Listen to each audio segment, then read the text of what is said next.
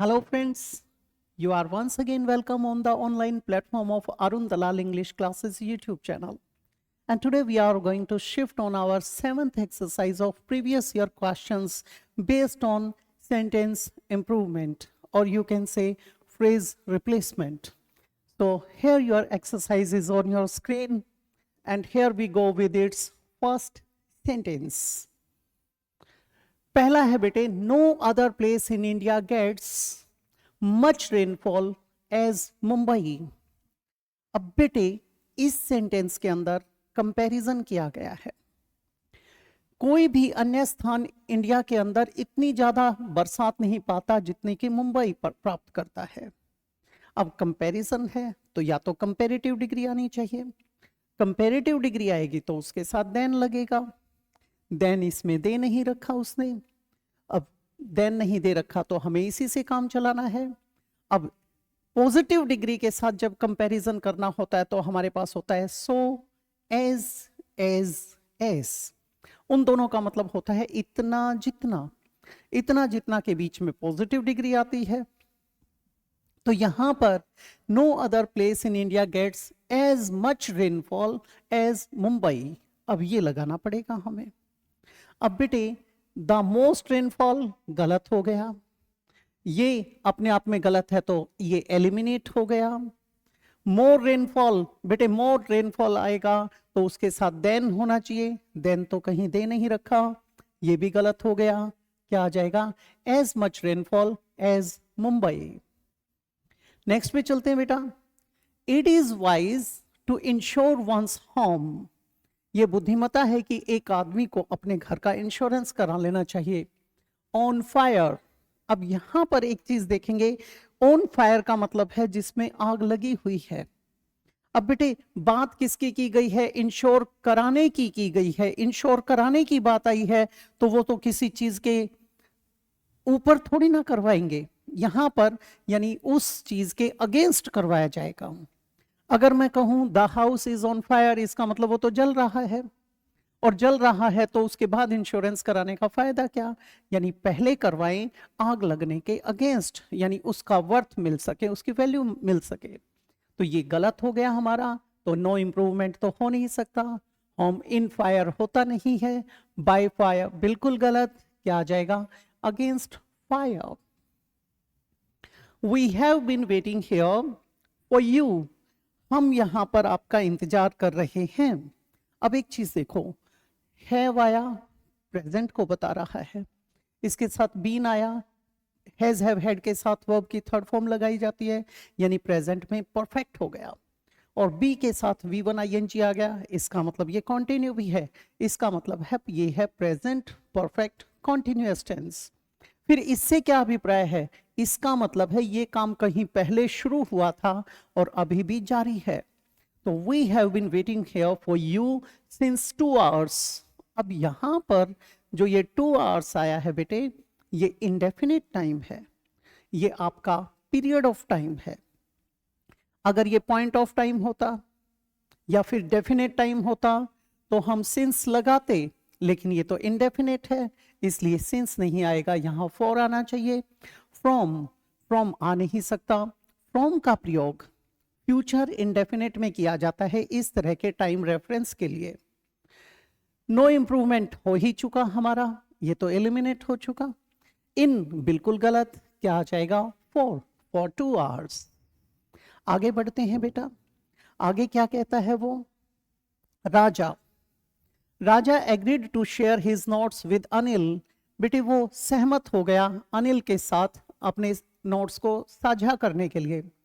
On conditions that he are return, अब ये तो सेंस ही खराब हो गई बेटे, ही के साथ आर लगा रहा है, ऑन कंडीशंस कितनी शर्तें लगाएगा? ये तो यहां गलत हो चुका। अब ये गलत हो गया तो हमारा नो सब्सटीट्यूशन तो एलिमिनेट हो गया। अब देखते हैं, on condition that he will be return, be के साथ रिटर्न नहीं आ सकता, ये भी गलत हो गया।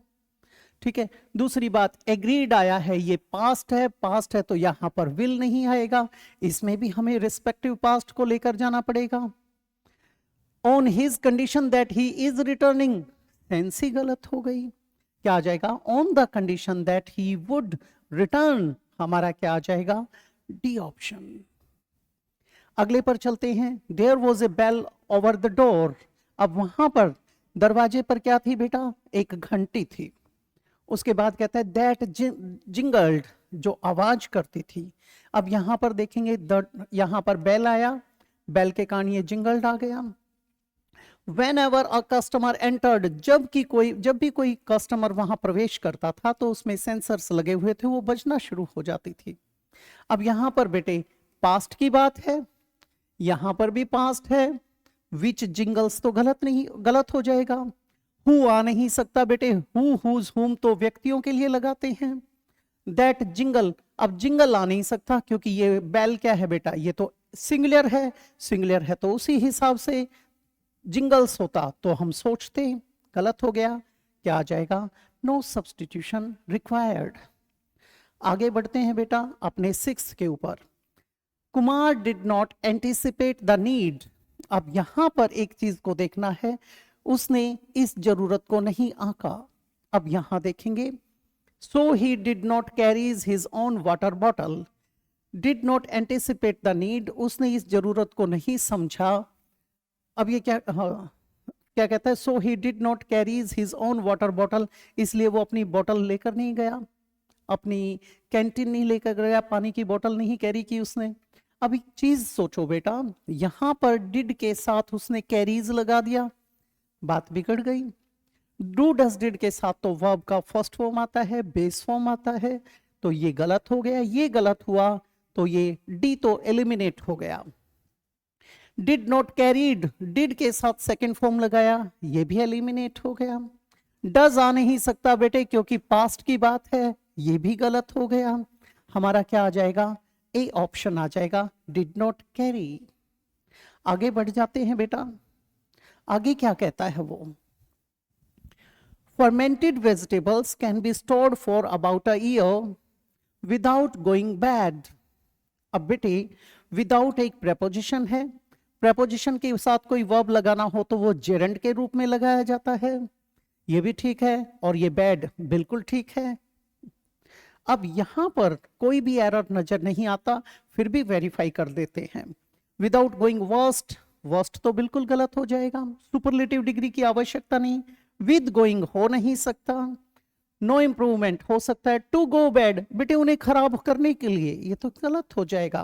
क्या आ जाएगा, नो इम्प्रूवमेंट रिक्वायर्ड। अगले पर चलते हैं। आई कैनॉट हेल्प यू, मैं आपकी सहायता नहीं कर सकता। अब यहां पर ये कहता है मैं आपकी सहायता नहीं कर सकता।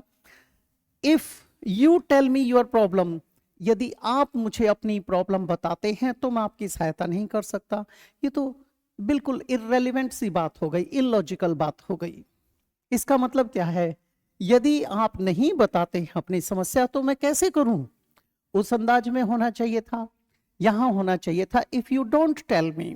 इसका मतलब ये नो सब्सटीट्यूशन तो एलिमिनेट हो गया।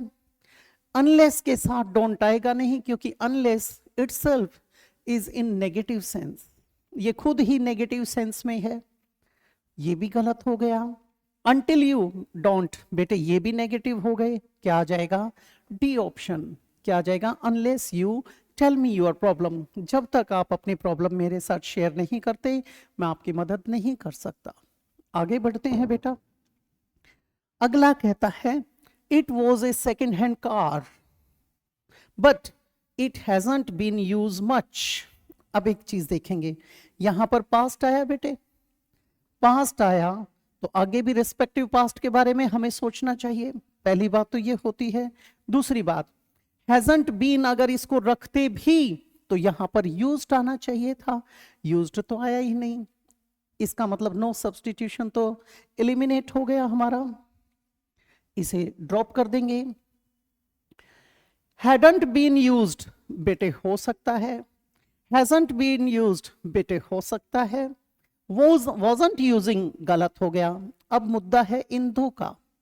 अब यहां पर एक चीज को देखो कि जो ये कार है, it was a second hand car, ये सेकेंड हैंड कार थी यानी पास्ट में, बट इट, अब ये उस लेने से पहले यूज नहीं की गई थी। अब जब ये लेने से पहले यूज नहीं की गई थी तो उसी हिसाब से उसी टेंस में आएगा हमारा, तो हम पास्ट में ही लेंगे। क्या आ जाएगा? It hadn't been used। अगर यहां पर वॉज की जगह इज दे देता तो हम क्या लगाते? hasn't been used। तो अब ये तो एलिमिनेट हो गया, हमारा क्या आ जाएगा? hadn't been used। The medicines have arrived। Medicine आ चुकी हैं। Isn't it? ये फिर से क्वेश्चन टैग आया। क्वेश्चन टैग के अंदर जिस टेंस के अंदर उसका क्वेश्चन फॉर्म किया जाता है उसी में जवाब होता है। सेंटेंस हमारा किस में आया? Have arrived. इसका मतलब परफेक्ट टेंस है। आगे जो क्वेश्चन बनेगा वो भी तो परफेक्ट टेंस में ही आएगा। अब ये पॉजिटिव है तो आगे नेगेटिव आएगा। इज तो आ नहीं सकता, इसका मतलब पहली बात तो हैवंट आएगा। दूसरी बात, मेडिसिन्स तो प्लूरल हैं। अब मेडिसिन्स प्लूरल हैं, थर्ड पर्सन में जो प्लूरल होता है उसका प्रोनाउन बनाएंगे तो वो तो दे बनेगा। अब यहां पर हैवंट दे हो सकता है, हैव दे गलत हो गया, क्योंकि जब ये पॉजिटिव है यानी अफर्मेटिव है तो क्वेश्चन नेगेटिव बनेगा। नो सब्सटीट्यूशन एलिमिनेट हो चुका, डिडंट आ नहीं सकता, क्या आ जाएगा बेटा? हैवंट दे। ये थी आपकी एक्सरसाइज आज के लिए। इन एक्सरसाइजेज पे थोड़ा सा आपको फोकस्ड रह के काम करने की जरूरत होती है। आपकी जानकारी के लिए बता दूं, ये एक्सरसाइजेज आपके जो एरर डिटेक्शन आता है उसकी पहली सीढ़ी, उसके बेस का काम करते हैं। इन पे अच्छी कमांड हो जाएगी तो उनके साथ आप खेलना शुरू करेंगे। तो इसी प्रकार की किसी और एक्सरसाइज के साथ आपसे अगली क्लास में फिर से मुलाकात होगी। तो मैं इजाजत चाहूंगा। नमस्कार दोस्तों।